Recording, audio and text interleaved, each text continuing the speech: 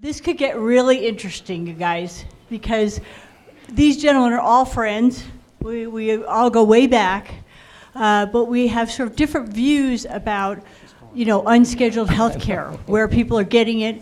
What does this freestanding and out of the hospital movement mean? Can we still be viable? And I think we have a little bit of disagreement. We've agreed to disagree. Oh, wonderful. So how about some questions for our panel? And actually, why don't I let each of you gentlemen make a brief statement, roughly your take on the freestanding movement and unscheduled care and relative to the ER. Just a sentence or two, and then we'll open up for questions. I'm completely against freestanding ERs. No, they're not going away. It's like medical marijuana, it's just not going away. They are a solution to a problem that we didn't solve in the last 5 or 6 decades, just like the ASCs, and it will continue.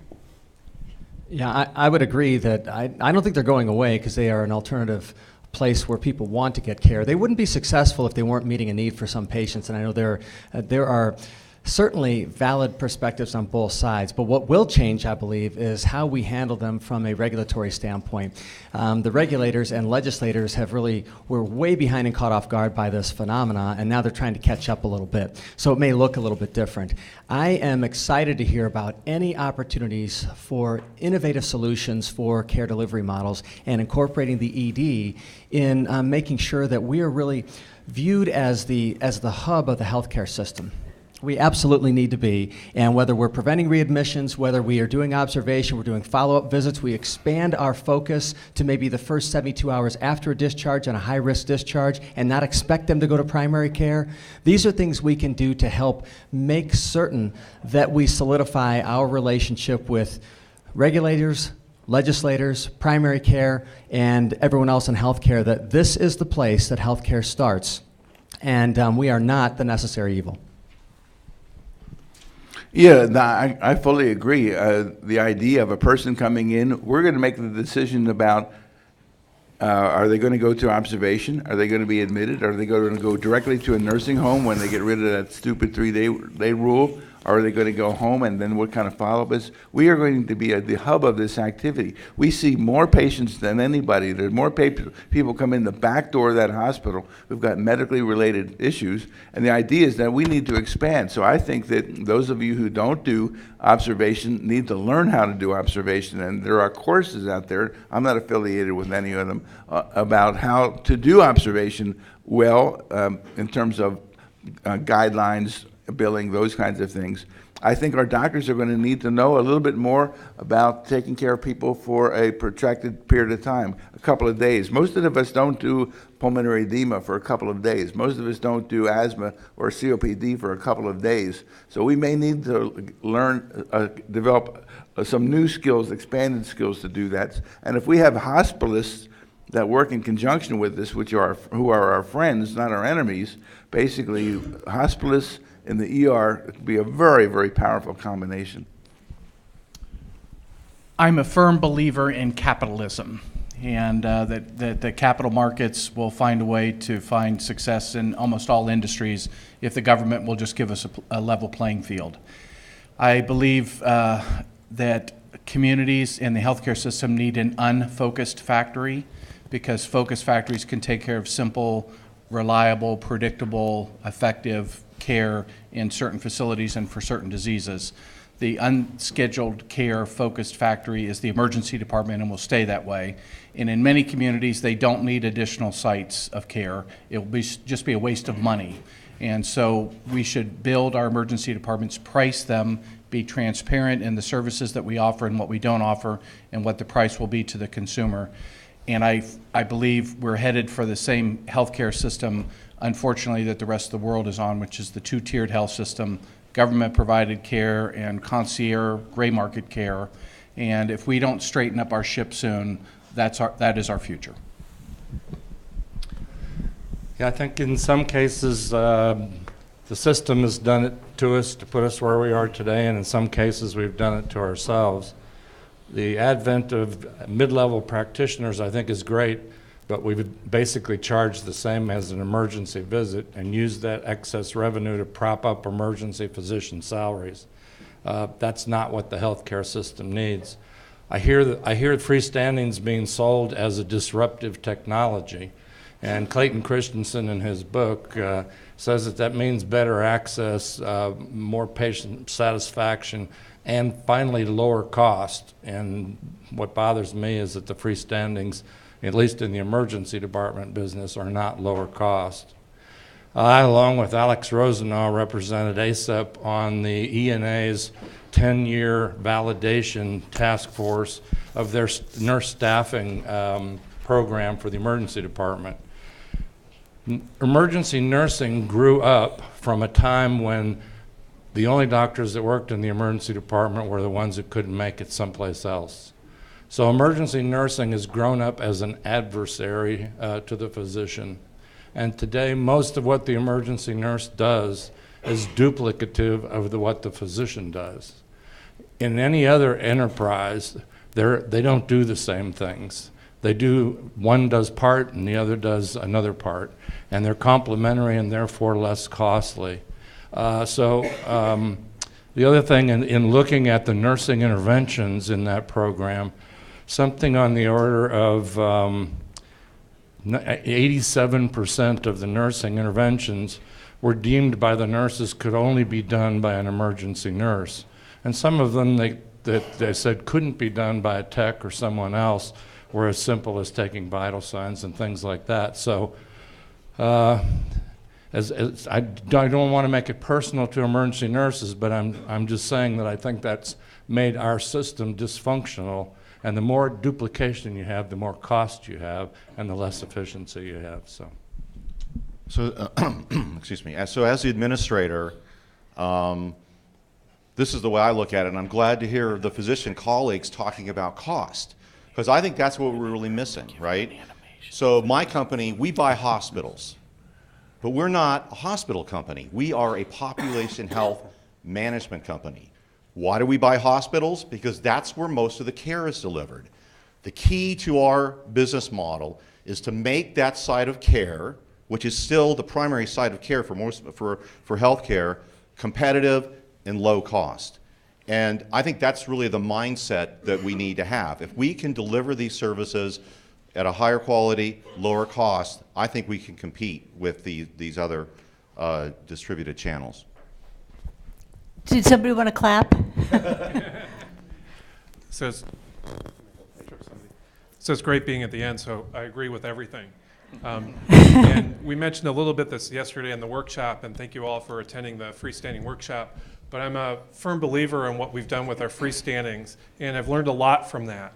And interestingly, that coincided from when I was in ACEP leadership and spending a lot of time on DC and the run-up to the Affordable Care Act. So the two kind of coalesced in my brain and became very clear about what's going on.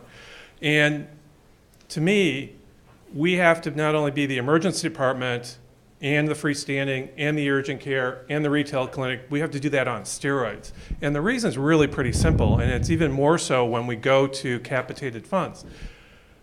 If you look at what it takes to be the emergency department, to take care of that 20% of people that need to be admitted, you need to be staffed 24/7. The lights have to be on. There have to be personnel. And you have to be equipped to take care of any patient, any age, any illness, or any injury. Okay? That's a huge fixed cost. Now, throw on top of that, what we have that no one else has is we have the fixed cost of EMTALA-related care. Everyone and their grandmother, primarily insurance companies, but doctors and hospitals are trying to stick the other provider with the EMTALA care. Everyone wants to avoid the free care, and we get a disproportionate amount of that care. Here's a study done by the AMA now 15 years ago, I use it in my slide deck, that showed that the average primary care physician back in 2000 did about $3,000 worth of uncompensated care. $3,000 a year. Trauma surgeons, 10,000. Radiologists, somewhere about that too. Emergency physicians, 130,000. Okay? We have to stick that bill to someone else. Now, in the Affordable Care Act, allegedly some of that will be, but that adds to your fixed costs. So what happens when you have high fixed costs? Who took Econ 101? You want to utilize that more and more and more.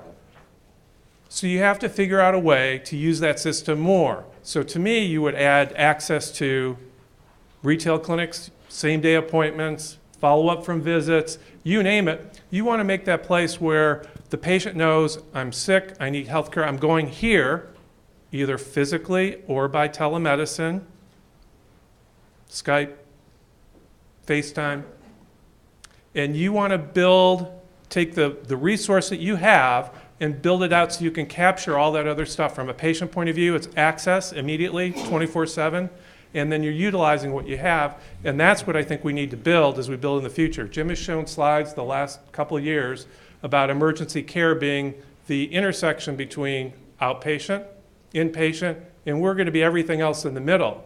And as you plan for the future, I think that's where we need to go, and that's how you're going to be financially viable, and it's going to be more fun for us, I think. Who has a question or comment for the panel?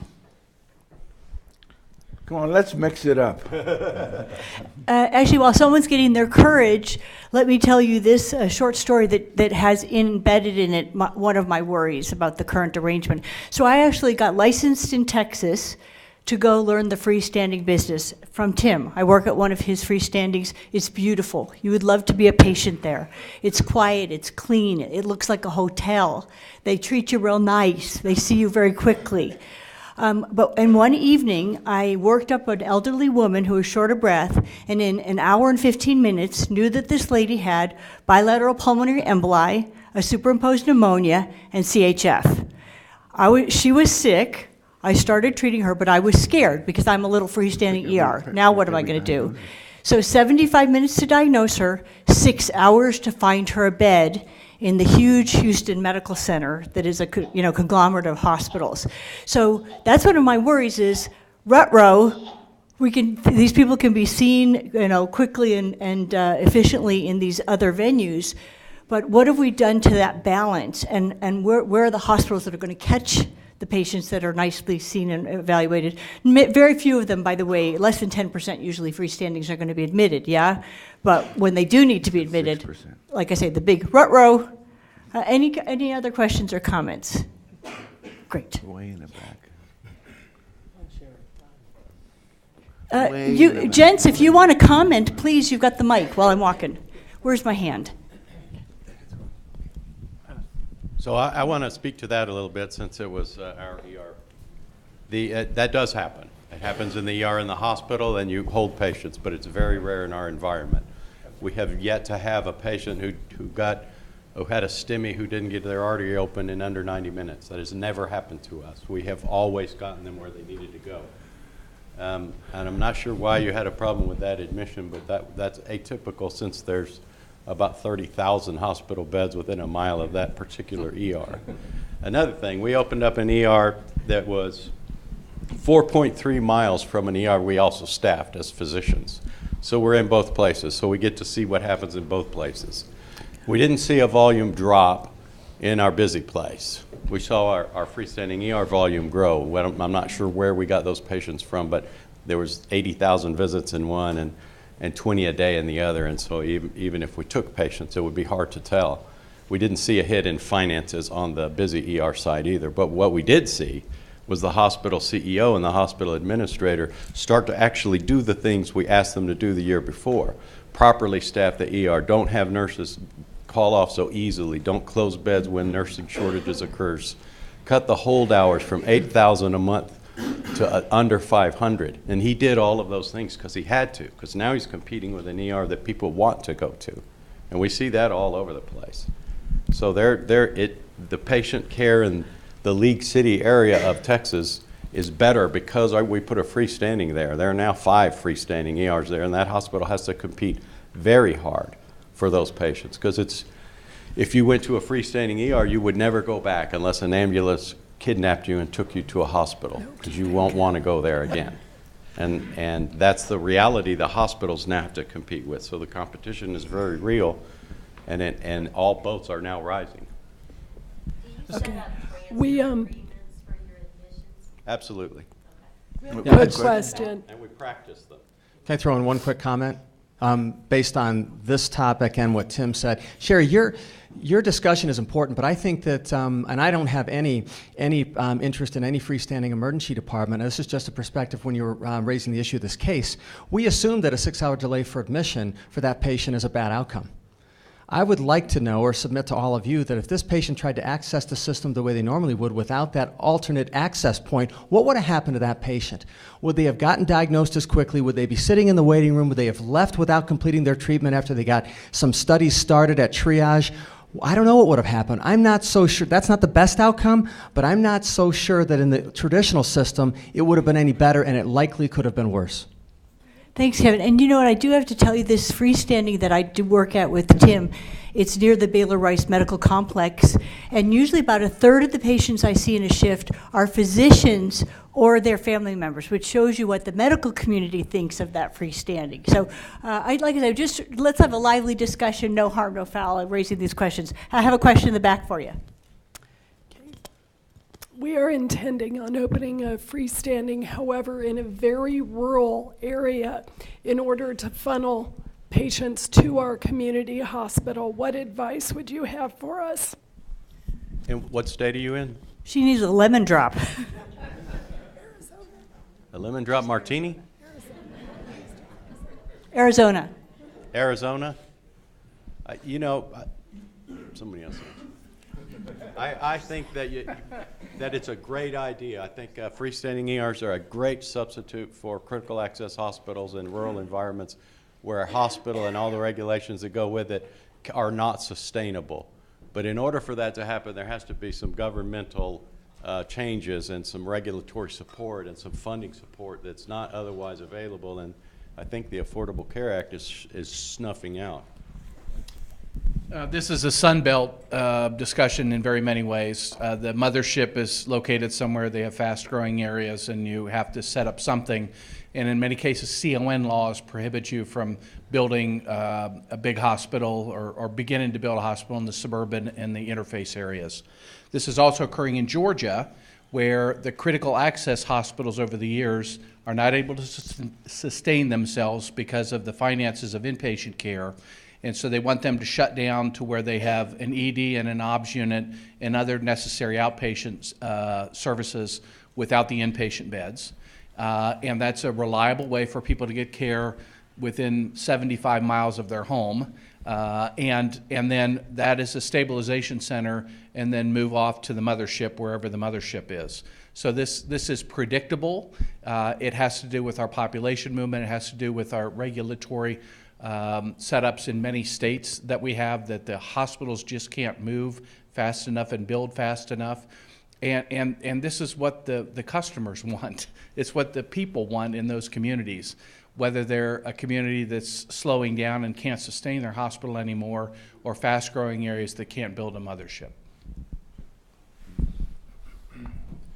And then realize that your cost of setting that up are going to be huge. And in Tim's model, where the people doing this get both the pro fee side and the facility side, it can make sense.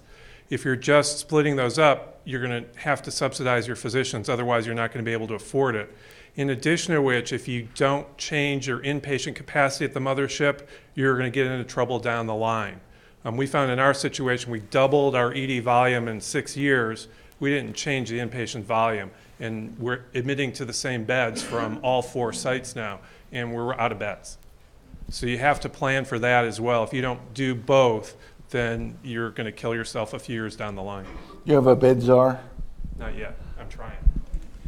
The ED is the leading provider of safety net and underinsured care. I think currently the average collection across the country is something like 30 cents on the dollar for your charges. My concern is that these facilities are skimming off the patients that are paying, that are keeping the doors open for that 20%. And we can't survive on Medicaid rates in Texas, I know for sure, or uninsured patients. So that's my concern. Yeah, you know, we have the rob from the poor to pay for the rob from the rich to pay for the poor mentality in emergency medicine. And so if some system is systematically pulling off the payers and leaving the hospitals with everything that's left, the hospitals are going to get into some trouble, and the freestanding ERs will be viewed as economically a hit. That may be true. I mean, it seems logical, and it seemed logical back when ASCs were created, but it didn't really happen then, and we do not see that happening now. But there is a bigger problem that they didn't point out, which is workforce, especially nurses, physicians, and x-ray techs. I mean, you pull off for every single freestanding you open, you have at least 5 FTEs for each of those. In the case of nursing, maybe 10. And if you open 400 freestanding ERs, which has been done in Texas, you know, that's 2,000 additional emergency physicians, nurses, and x-ray techs that are going to be sucked out of the hospital. And I guarantee they'll be sucked out because the work environment is much better than where they are in the hospital, almost any hospital. So that's going to be a bigger, this problem that they're outlining, to me, falls in the category of what I call chicken shit.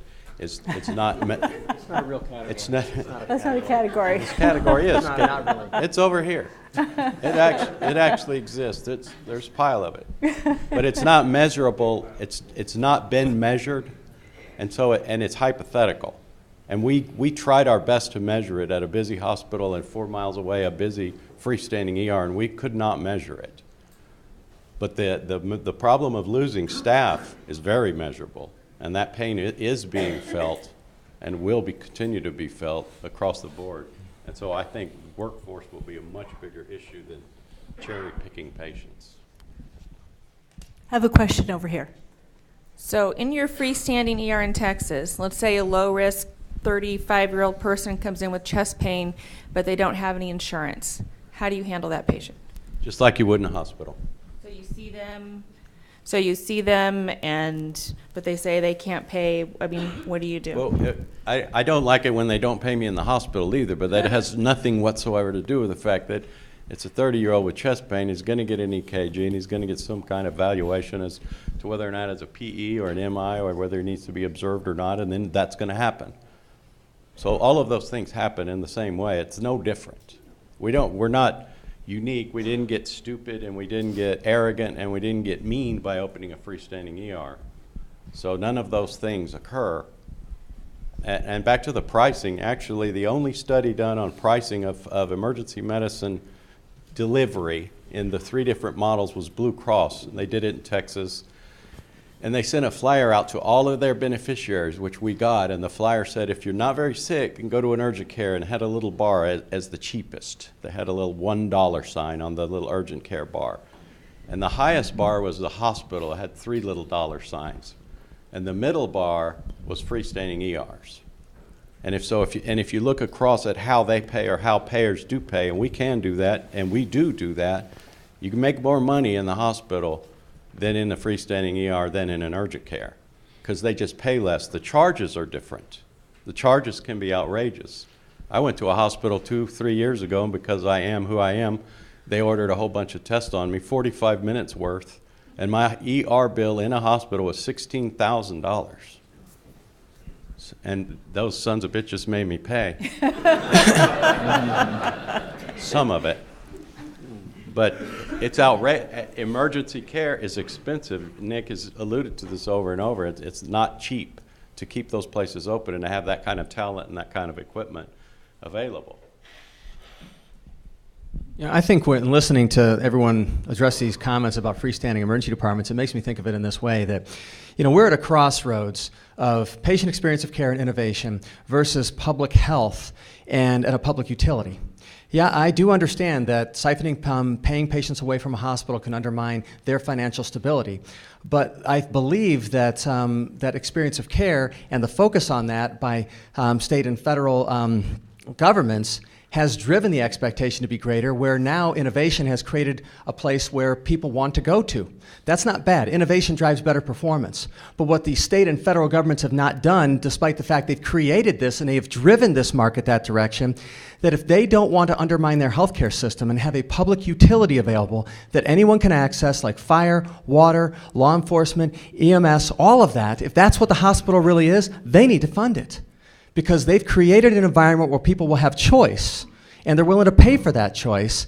And now the paying patient can no longer be relied upon to subsidize the non-paying patient.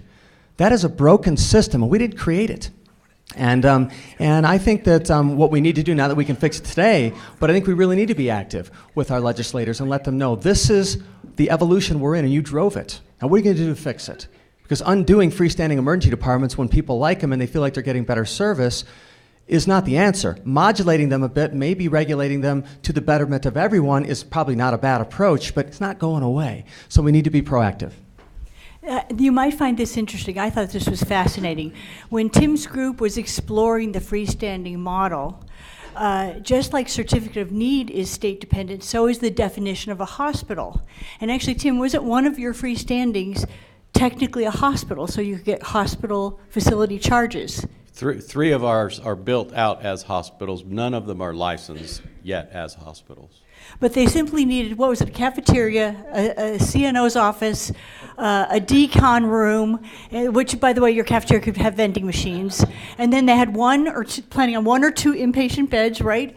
I mean, I have to admire the ingenuity, to look at these possibilities for making financially viable facilities. Can you do a food truck? Yeah, you actually do. You have to have a cafeteria and you have to have a kitchen, but you do not have to cook at all or have vending machines.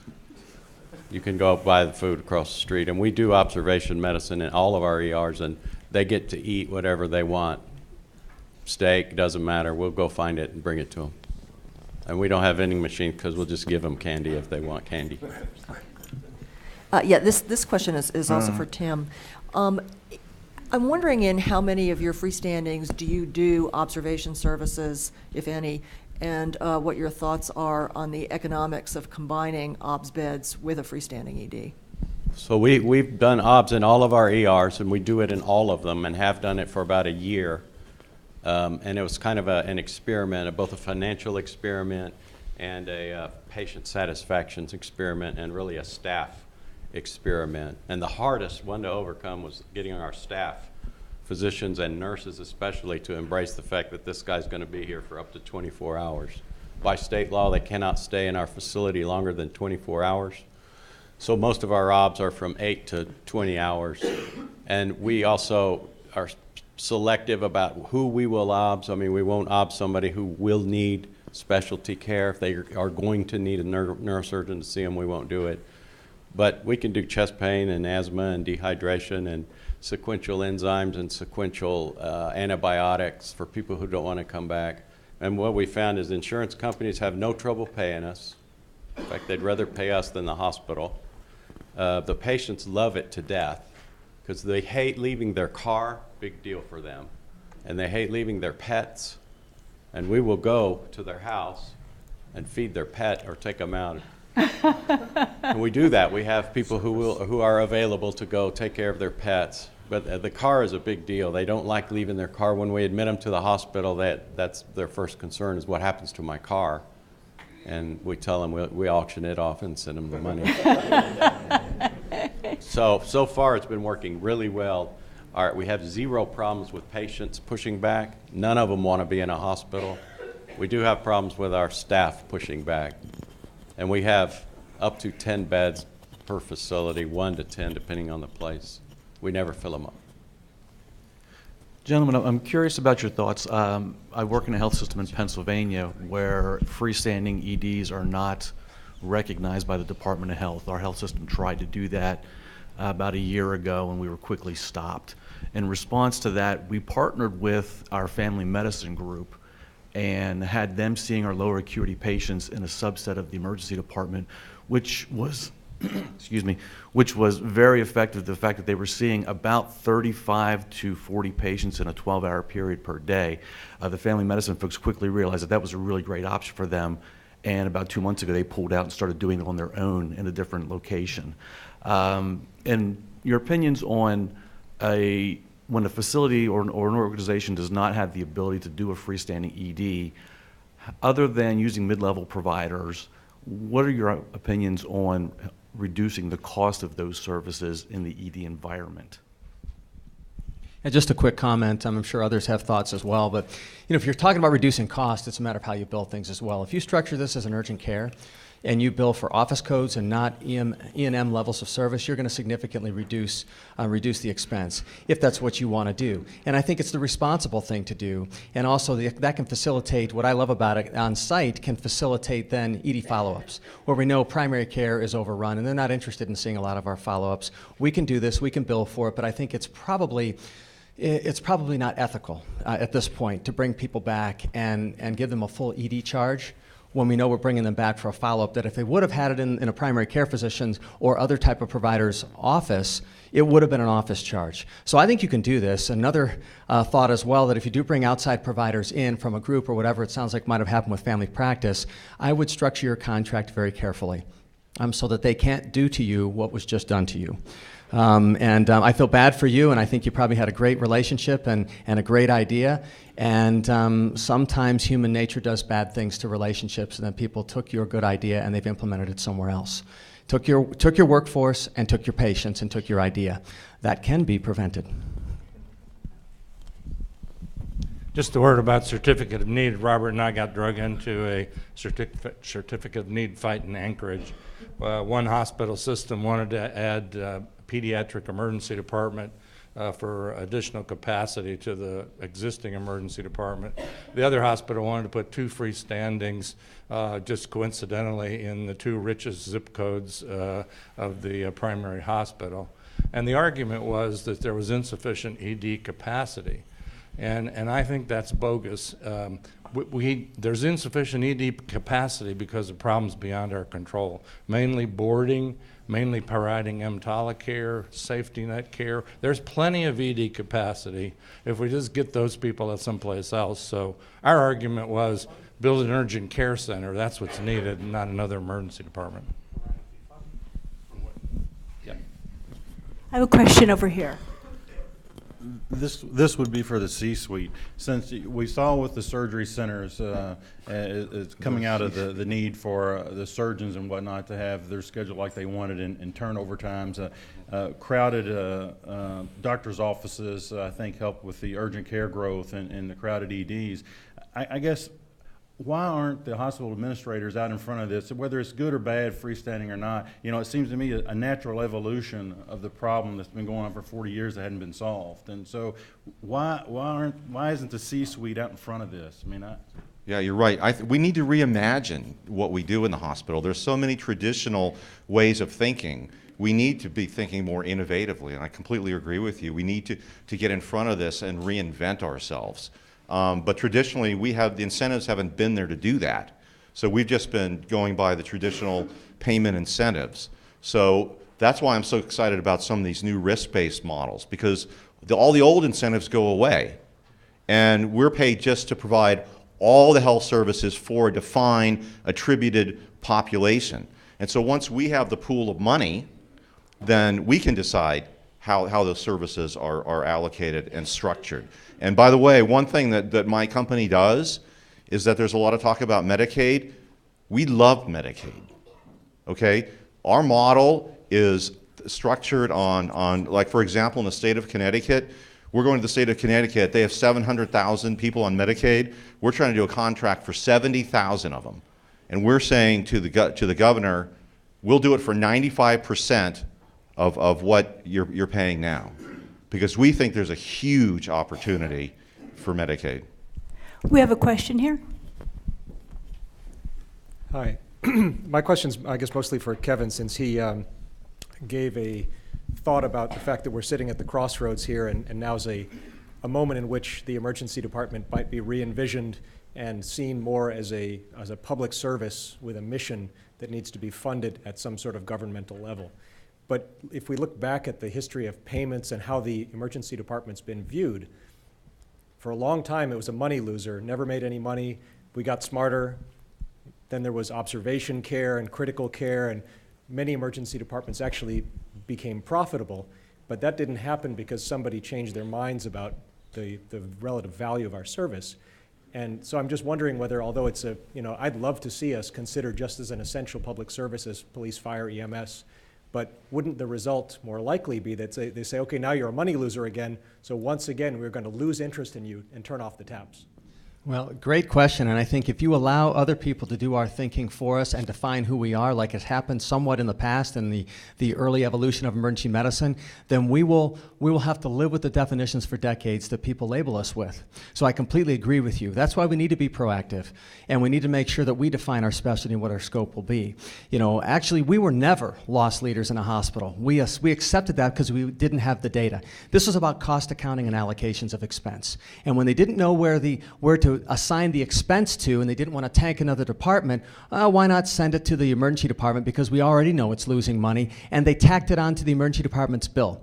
Now that we have great information from great leaders, you know, in emergency medicine, and certainly contemporarily from Jim and others about what the costs really are, no, we're revenue generators. So now we've gotten people's attention. It's in Becker's Hospital Review. It's in, you know, the lay press, that we actually control a lot of admissions, we control cost, and we are revenue generators. So I think that is turning around. What can we do to keep it going that direction and make sure that we can expand our scope and be a solution? We need to help with preventing readmissions, preventing hospital-acquired conditions. The biggest one I can think of immediately is catheter-associated UTI, big dollars. You know, the federal government has said in 2016 they're projecting $364 million in savings just from stopping these hospital-acquired conditions. Well, we initiate a lot of catheter insertions, and oftentimes it's either for staff convenience, or we think it's what we've always done, or we assume it's patient convenience. Could you imagine that? Doing other people's thinking. I don't want anyone thinking for me that I want a Foley put in. That they're gonna be wrong if they come to that conclusion. That's not what I want. I will get up at the bedside, I will use a urinal, I will pee myself, whatever you want me to do. I don't want the polyurethane in my urethra. That's the last step, okay? I don't want it. So we can do these things, and if we're proactive and we partner with them with what they need to do with bundled payment care initiatives and code them as solution generators and with ideas such as, you know, I love the concept of CCJR. So they found a subset of bundled payment care initiative number 2, the subset that was really working were these joint replacements. So they quickly spun it into its own bundled payment care initiative. Well, I know a lot of us look at that and say, listen, that's ortho, that's hospitalist medicine, that doesn't affect us. When do a lot of these hip fractures come in? They come through the ED. And do you know that when we over-medicate and it frustrates anesthesia, it adds 12 to 24 hours onto the length of stay because of delays into the OR. We need to be partnering with anesthesia. We need to be partnering with hospitalist medicine and ortho and getting people on the front end so that we're doing all the right things so the throughput and post-acute care is done appropriately, and it all starts with us. And if we just say that's somebody else's problem, it's somebody else's deal to worry about, then we will then be the necessary evil again, and we just deal with the problems that come into the ED. But I tell you, this is an opportunity for us. It's an opportunity for us to be really forward-thinking and take these ideas to the hospital and say, let us help you, because we know it's complicated, but we're really, really knowledgeable about this area, and the patients are coming to us anyway. We can be a great partner.